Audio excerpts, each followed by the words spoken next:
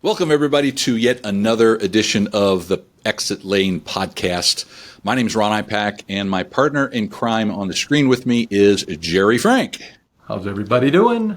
Now, in today's podcast, we want to talk about what are you really going to take home after you sell your shop, okay? There's the selling price, and then there is the take-home price. And it may shock you a little bit that, look, if you're going to use a broker, they're going to want a little money for helping sell your shop, right? It may also shock you that the federal government is going to have their grubby little hands wanting a little piece of that pie, and your state and maybe your municipality. Everybody's going to get their hands in that piece of pie that you're selling. And we want to kind of give you at least a good idea, or at least a starting point, as to what you can be expecting as far as fees go along the way. Now, the thing that actually sparked this is I was out golfing over the weekend with a longtime friend of mine who had recently sold his business. It was last year, and he was a cart buddy of mine, so we had a chance to talk a little bit more about his sale. And I always thought the guy was like filthy rich, okay, because I knew he sold his business for a lot of money. As a matter of fact, he let me know that he sold his business for $8.7 million, okay, so it was a very thriving business, totally different. It was not an auto repair shop. It was a totally different industry. Got $8.7 million, and so I obviously quite impressed. He walked away with some really good money. Now, he didn't have to retire in this particular case, but somebody made him an offer he couldn't refuse. So he started looking at it and thought, well, okay, I'll sell it. But then as we were talking, he started getting a little sad that he sold the business, because what he sold it for is not anywhere near what he took home. So I just want to kind of share with you the story. So I'm not revealing his name or the industry or anything, so I think I'm quite safe in telling his story. So out of $8.7 million, he had a business broker. Now, business brokers at that level are going to charge less than they will for a shop that's doing, let's say, under $1 million. Okay, it was $8.7 million. So in this particular case, he paid a broker fee of 5%. Now, he said it was well worth it because there were a lot of people interested in buying the business, and he just kind of threw it out there, wanted to know what people are willing to pay, and he got more than he was actually expecting for it. But out of that $8.7 million, 5%, if you want to take out a magic calculator, that's $435,000 that he paid somebody to help him sell his business. Now, the guy worked his butt off, earned the commission, I guess you'd say, but it's still it's almost $500,000 that he paid this guy. Okay, so now he's down to $8.2 million out of the $8.7 million, but it didn't stop there.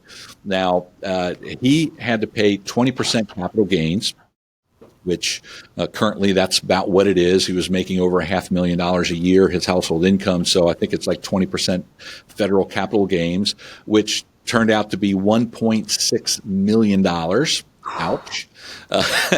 Yeah. And then he was also here in the state of Ohio, and Ohio had their hand out and saying, hey, we want to share that pie too.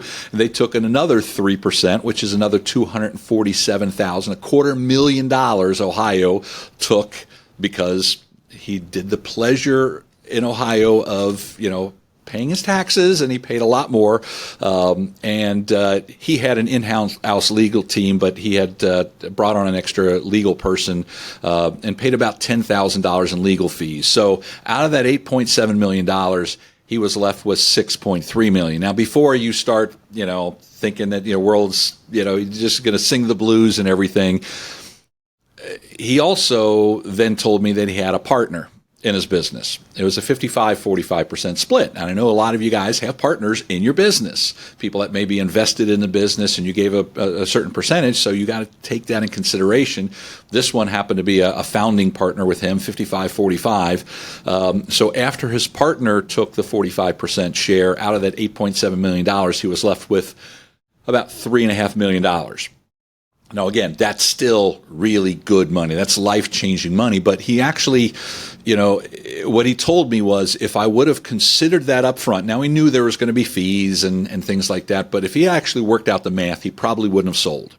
He probably could have held on to the company a little bit longer, built up the value so that he actually could take home more money. And look, he wasn't ready to retire, but again, $8.7 million staring at your face, that's going to convince a lot of people.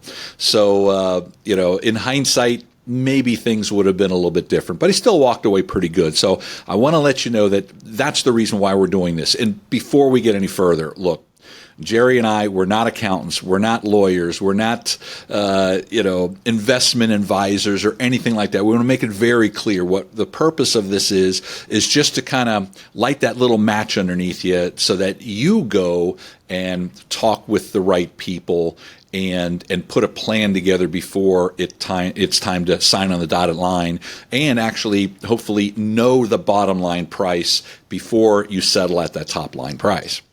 Yeah, you had mentioned about, we're not attorneys or financial advisors. We always talked about having your power team, and that includes those types of people.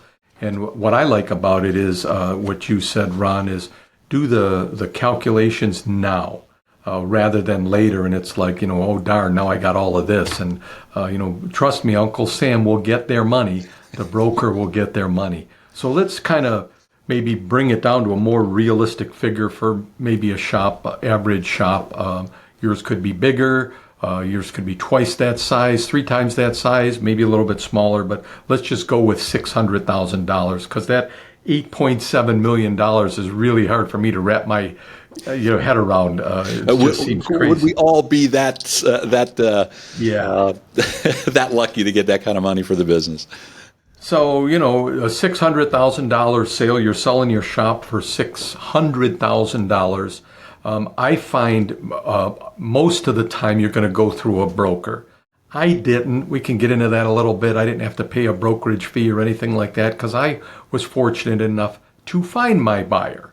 But most brokerages, I believe a brokerage fee is somewhere between 8 and 12% on a business of that size. I heard you say 5% on that 8.7 million, but look at the money involved there. So the lower the price, usually that brokerage fee goes up. And we're talking about just the business, not the property now for these calculations.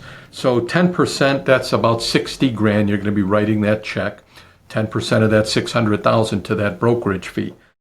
There's legal fees, and it could be a lot. I was this close to selling a business about 10 years ago, and the legal fees in that business were quite a bit. You mentioned $10,000, and they were going to be about $10,000 because there was a lot going on. This gentleman bought other shops, my buyer, so he had a lot of the legal documents figured out. For me, it was about $3,000. And I'll give you some advice here at the end, but I want to kind of stay on the math calculation first. So I didn't have a ton of legal fees. He had an attorney, I had an attorney, right? You're going to have separate attorneys, each looking out for your interests. So about $3,000 came off of the top with that. And then we all have to pay Uncle Sam. So typically your federal long-term capital gains is about 15%. That's about 80 grand, $80,550. And then in Ohio here, there is capital gains tax. Ron mentioned 3%, so that's $16,110. So out of that $600,000 sale, if there's no other things that muddy the water, you're going to walk away with a little over $440,000. There are a couple things here I want to make a point of, right? Your taxes usually are not due at closing. They're going to come due the following year when you pay your taxes. And again, you want to talk about all of this to your accountant, which I am not. But you got to put some of that money away. Don't go out and blow it because the bills will come due. A couple of other things, if I can talk about maybe some specific things in my example, and it might be helpful for you in your shop. You want to make sure you get the correct information. Sit down with your accountant. So early on, before I even entertain the thought of signing any documents, I talk to my accountant about any of the tax ramifications. hey, look, if I took it in a lump sum or I got it paid out over time, were there any tax differences? So you want to look into that, because there may be in your situation. I want to try to have the buyer-seller conversation and work things out verbally before we get the attorneys involved. I think the attorney process from start to finish took about a week, and I heard a lot of these things drawn out for months. Don't forget you're paying the bill. So I did a lot of that, had that open discussion with the buyer. Things like, if you're selling the property and they're going to do an appraisal, who's going to pay for the appraisal? The city actually wanted to come in and do an inspection on the building and then hold me liable for any of the fixer-uppers. How are we going to do that? It's an opportunity for them to make sure my building looked pretty good, the outside of it was in good shape, so there were no major things that the city had an issue with. Are there any outstanding loans?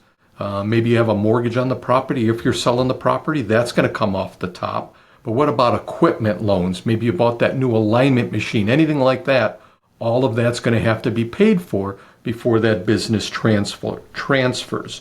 And then here in Ohio too, real estate taxes. I sold the property, so the real estate taxes are paid in arrears. So you're going to owe those a whole year basically of taxes, depending on when you sell, coming up. So that's got to be calculated into the price too. So when you start off with that 600,000, whether it's 600,000 or 8.7 million, there's a good portion of that's got to be divvied up to a whole bunch of other people. So just plan ahead for that. Yeah, and like everything, as we get closer and closer to the time that where you guys finally sign on the dotted line and you reap the rewards of everything you work for all of these years, I think it's important you go in with your eyes wide open. There's a long journey from where you're at right now till the time that you sell your shop. Now, I know some of you guys want to sell your shop right away. Well, you got to roll up your sleeves and you better get moving on that. If you've got a 2-year plan or a 3-year plan or a 5-year plan, start figuring it out and start executing. You want to pump up the value as high as possible so that you know what the number is. And, your financial advisor is probably a great person to sit down with now anyway. Okay, put together that plan. How much are you going to need at what point so that you can retire in the style that you hope to retire? You guys have been working way too hard to not retire in the way that you really deserve. So, a little careful planning right now. I know it's kind of the boring work and it's no fun, but planning now is going to pay dividends later on. And, as we go through these podcasts, we're going to help you in every way possible through the process, give you things to think about, maybe give you get you pointed in the right direction. Inside our Facebook group, we now are allowing you to post your ads if you want to have your shop available for sale and want to kind of get it out there, and who knows, maybe avoid that 10% broker fee, because maybe you'll find the right buyer sometimes inside that group, because we're starting to allow some buyers into that group as well. Because look, our job here is to help you transition to retirement, to buying your next business, to whatever it is you're really trying to do. So, guys, if you like what you're seeing here, please go down below this video, like it, comment on it. If you're watching this on Facebook, subscribe to our channel and then hit that bell so that when we post these videos, you get notified of it right away. That kind of lets us know that we're on the right track. And look, if there's anything else you guys want us to talk about, please drop a note below this video and let us know what you'd like to hear us cover, and we'll do that. So, Gerry, any final words? Yeah, I just guess to me, the theme of this whole thing was to be informed. Be informed before you signed on the dotted line. Absolutely. Thanks, everybody. We'll see you in the next podcast of The Exit Lane. Take care. Take care.